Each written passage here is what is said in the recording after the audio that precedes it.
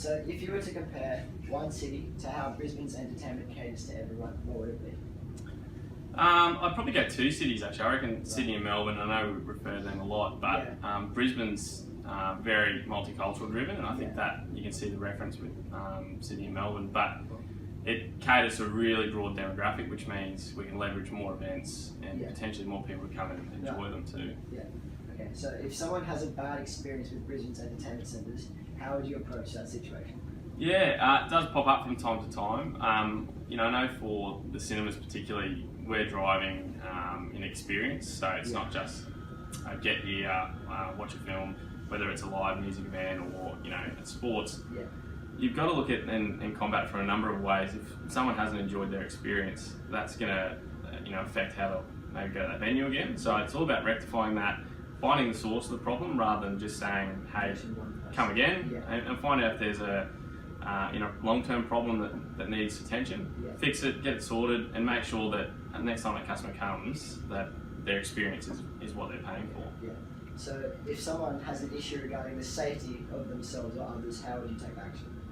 Yeah, safety is paramount, I think, in most businesses, but especially in this day and age, safety is number one. So if a customer comes with a safety concern, whether it's a small scale or large scale, there's a number of checklists that we will run through. So if it's a small scale, it might just be rectifying that issue then and there. Maybe means a pause to the event while you do a search and check and then remove that obstacle.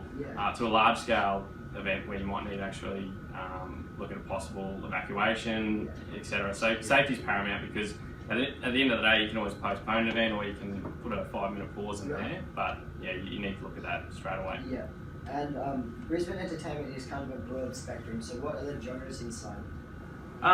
It is quite broad. So we've got the live music scene is huge here, and we do Big Sound in Brisbane City, which is once a year. Get a lot of the musical talent in, a bit of a showcase. Film and cinema is obviously huge. We've got new cinemas coming online throughout Queensland especially, and right across Brisbane. The live action, sort of theatrical, that's making a huge comeback. So a lot of live shows we're picking up. But also, we had the World Science Festival here just not long ago. So a lot of those, I guess you wouldn't call them maybe live acts, but really exciting showcases that you'd see around the world coming to Brisbane, which is great. Okay, if you were to change one aspect of how Brisbane's entertainment works, what would it be and why? Yeah, I think having a bit more night trade operation. You go to different cities around the world and it's sort of, they don't go to sleep. You hear that saying a lot.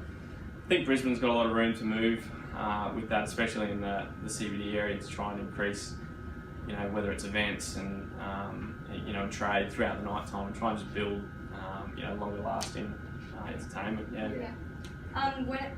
Because there are certain events that have age restrictions, are there any people who don't tell the truth about their ages, and if so, how do you approach that situation? For sure. Yeah, we definitely see that a lot. I think the trick of that is if that's happening a lot with people that are underage wanting to go to whether it's 15 plus or 18 plus events, you need to look at it from a broad statement and go, well, we're either not offering enough content to that age demographic. So you need to look at it, wholly and go, well, maybe we need to put on more events or put on more weekend events so that we're not trying to have to squeeze them into lying about their age to go to an event. But of course that does happen and you just have to manage that, and the trick is having enough content so that you can send them onwards to another event, festival, show without having to say, sorry, go home. Yeah. Right, so when a big movie or like a big movie here showing at your cinema, how do you organise it, and does it take months of planning ahead? Yeah, it does. We do a lot of planning. We have the big blockbusters, across Boxing Day especially. You'll see it across Easter, all those popular periods. If we've got a particular film activation on, there can be months of planning. If there's celebrity or film talent that are going to come through for a premiere, then there'll be months of planning to make sure that we have, obviously, that cinema ready to go with media attending, and then you've got other activations where we might only get a little bit of notice from that film distributor, and we've got a week to turn around. But such as show business, you've got to make it work either way. So how do Brisbane's entertainment centres price their entry tickets, and why? And do they make a significant profit or a small profit?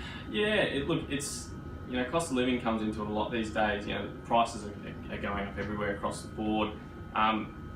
Different events, from live events to movie tickets, are all broken down from a number of things. There'll be, the film's made, obviously, whether it's a Hollywood film, then that distribution company that's filmed the film sends it out. You've got the actors which get a cut. So there's a big stream of that income which then gets split up. So the tickets are usually divided into partition outs, and they're getting paid back eventually.